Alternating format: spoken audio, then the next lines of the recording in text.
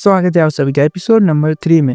Episode 3 की शुरुआत वहीं से होती है जैसे कि हमने देखा था कि प्रिंस ने यूंजू को पकड़ लिया था और हमें यूंजू बताती है कि इसी ने प्रिंस की फोटो बाहर बोर्ड पर लगाई थी गरीब समझकर और लिखा था कि अगर ये किसी को मिलता है तो इसको मेरे पास लेकर आना। अब डरी हुई है और ये सच में यहाँ पर आ गया इस बात से काफ़ी घबरा रही होती है और पूछने लग गई कि अरे तुम यहाँ पर कैसे आए, मैंने तो तुम्हें पहचाना ही नहीं, यहाँ काफ़ी अंधेरा है ना, है कि नहीं। प्रिंस बोलते हैं अरे कौन सा अंधेरा, आज तो इतना अच्छा चांद निकला हुआ है और तुम उस दिन किस करके क्यों भागी थी मुझे। यूंजू सॉरी बोलने लगी और कहती है कि मैंने तुम्हें नौकर समझ लिया था और मुझे बाद में पता चला था कि तुम पुलिस डिपार्टमेंट में काम करते हो, मुझे पनिशमेंट दे दो। पर प्रिंस के हाथ पर चोट भी लगी हुई है जिसको देख कर ही घबरा जाती है और इनको अंदर लाकर दवाई लगाने लगती है और बताती है कि मैं यहीं पर काम करती हूँ, हमारे पास बहुत मरीज आते हैं लेकिन दवाइयाँ हमारी ख़त्म हो जाती है, अभी देख लो बिल्कुल दवाई नहीं है यहाँ पर। वैसे तुम्हें चोट कैसे लगी।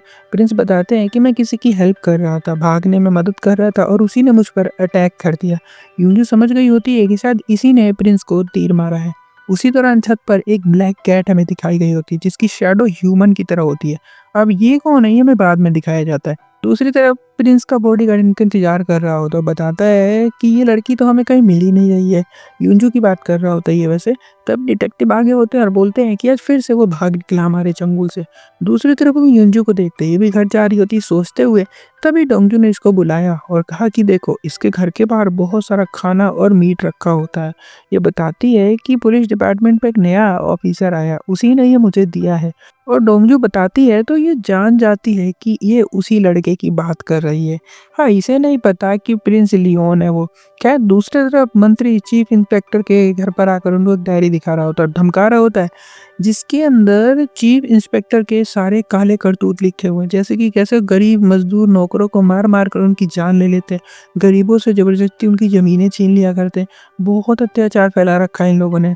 चीफ बोलते हैं कि तेरी हिम्मत कैसे हुई मुझे ब्लैकमेल करने की। मंत्री बोलता है बच गए आप, अगर ये डायरी किसी और के पास होती तो आपका खेल खत्म हो जाता। यहाँ पर हम यूनची के पिता को देखते हैं, इन्होंने शादी का सारा सामान वापस लौटा दिया होता है जिसके बाद डेल काफ़ी नाराज हो गया होता है, बोल रहा होता है कि हम वैसे ही गरीब है, यूंजू नौकर का काम करती है, अगर वो यहाँ से जाते जाते कुछ हमें सामान देकर जा रही है उसके बदले में कुछ हमें मिल रहा है तो हमें उसको रख लेना चाहिए था। पिता गुस्से में डांटने लग गए, कहते हैं अपनी बहन के बारे में ऐसी बातें सोचते हो तुम, तुम्हें शर्म करनी चाहिए। इधर जी घर आ गया होता है अपना रिपोर्ट कार्ड लेकर। इसका भाई सियोंजे बहुत खुश होता है और चेक करता है जी एग्जाम में पास हो गया।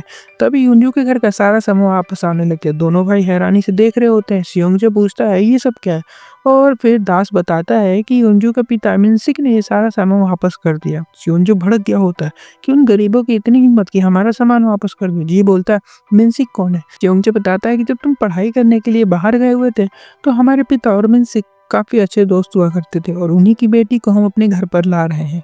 यहाँ आने दो, मैं उसके साथ ऐसे गलत गलत काम करूँगा कि उसकी हालत ख़राब कर दूंगा। जी बोलता है कि अपनी कंकुबाइन के बारे में ऐसा क्यों बोल रहे हो तुम। सियोंजी हंस के बोलता है मेरी नहीं, हमारे दादा की होगी वो, जो कि बेड पर लेटे हुए और मरने ही वाले। जी को ये सुनकर बिल्कुल भी अच्छा नहीं लगता है। दूसरी तरफ हॉस्पिटल में सोल्जर्स बहुत सारी दवाइयाँ लेकर आ गए होते हैं, प्रिंस लियोन ने भिजवाई होती हैं ये। यूंजू हैरान होती है कि मेडिसिन क्यों आ रही है यहाँ पर इतनी सारी, पर इसने ही तो बताया था ना कल रात को प्रिंस को अनजाने में कि दवाइयाँ यहाँ पर ख़त्म हो गई है, तो उन्होंने वहाँ से भिजवा दी होती है। इधर प्रिंस क्वीन से मिलने आए होते हैं, क्वीन मना कर देती है कि नहीं मैं नहीं मिलूँ क्योंकि काफ़ी गुस्सा होती है इनके ऊपर। बॉडीगार्ड आकर बताता है कि हमने दवाई भिजवा दी है और आपका नाम भी ले लिया। प्रिंस बोलते हैं अरे मेरा नाम नहीं लेना था वहाँ पर। दूसरी तरफ हेरिन को देखते हैं अपनी दासी के साथ बाजार में आके मस्ती कर रही होती है। तभी इसका भाई दिख गया होता है। अब हेरिम इतनी तेजी से डर के भागने लग गई होती है और छुप जाती है। तभी प्रिंस गुजर रहे होते हैं, हेरिम इनको देख के खुश हो गए, सोचते अरे ये तो वही लड़का है उस दिन वाला, और बोलते हैं कि प्लीज़ आप मेरी हेल्प कर सकते हो, और इनके साथ घोड़े पर बैठकर मुंह छुपाकर अपने भाई के बगल में से निकल जाती है। इसका भाई नोटिस करता है लेकिन पहचान नहीं पाता। घर छोड़कर प्रिंस पूछने लग गए कि क्या हुआ, तुम क्यों ऐसे कर रही थी। हेरिम बताती है कि वहाँ पर मेरा भाई था जिसका मानना है कि औरतों को घर में ही रहना चाहिए, औरतें घर से बाहर निकलने की चीज़ नहीं होती है। बहुत ही घटिया सोच होती है उसकी, और अगर मुझे वहाँ पर वो देख लेता तो बहुत बुरी पनिशमेंट देता। प्रिंस वहाँ से हॉस्पिटल आ गए होते हैं और यूंजू को खोज रहे होते हैं। तभी एक औरत को पैनिक अटैक आ गया होता है। जल्दी से प्रिंस भी आते हैं और जल्दी जल्दी मदद करके उस औरत को अंदर ले जाया जाता है। प्रिंस फिर यूंजू से मिलते हैं। प्रिंस ने देखा कि उस औरत ने यूंजू के हाथ को पकड़ लिया था जिसकी वजह से इसका हाथ घायल हो गया। तो प्रिंस अपना कपड़ा फाड़कर उसके हाथ पर बांध देते हैं। यूनजू फिर बताती है कि तुम्हें पता है प्रिंस ने बहुत सारी दवाइयाँ भिजवाई है यहाँ पर। प्रिंस बोलते हैं अच्छा, मैं वही तो चेक करने आया हूँ कि कितनी क्या-क्या चीज़ें आई हैं। इधर चीफ इंस्पेक्टर गरम होकर बैठा होता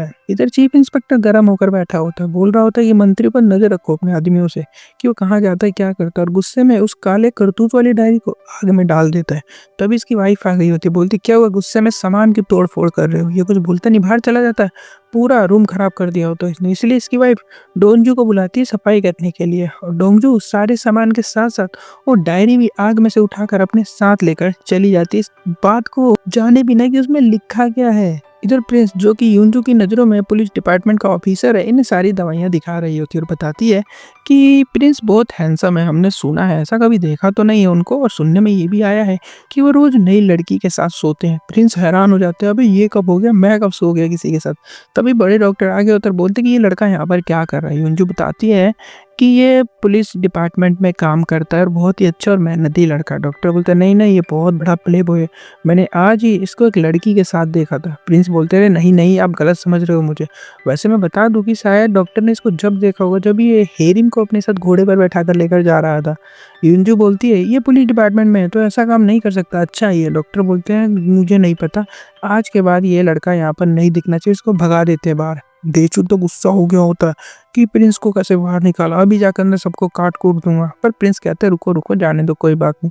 दूसरी तरफ किंग ली की तबीयत में गिरावट आ गई होती है, और ये सब कौन कर रहा है, कोंकोबाइन सूकियो कर रही होती है, जो कि अंदर ही अंदर किंग को कमजोर और बीमार बना रही है।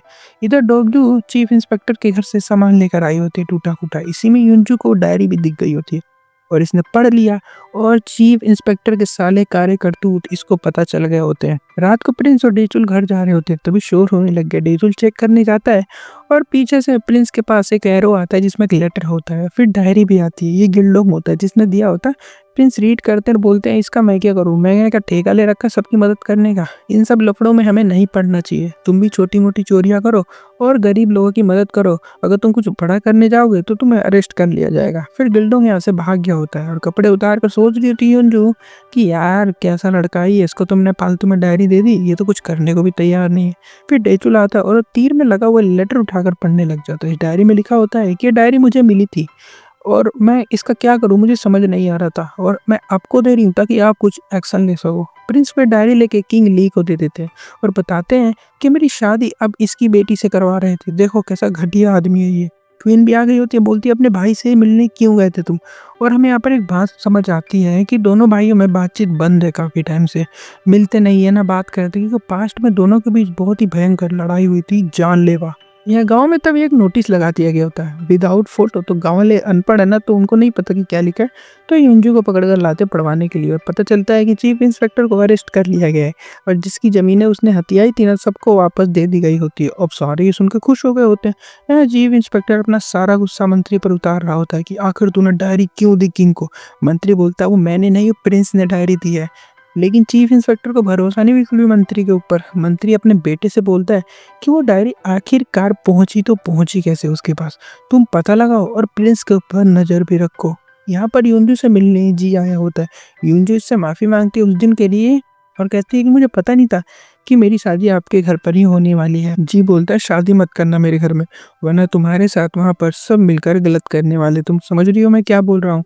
और कहता है कि तुम्हारे पिता ने शादी का सामान भी वापस लौटा दिया। अब ये सुनकर यूनजू हैरान होते गुस्से में घर आती है अपने पिता से लड़ाई करने के लिए, पर मॉम ने रोक दिया। यूनजू का कहना है कि हम बहुत ही गरीब है, तो कम से कम मेरे जाते हुए जो मेरी वजह से सामान मिल रहा है आप लोग वो तो रख लो, उसका तो फायदा उठा लो, है ना।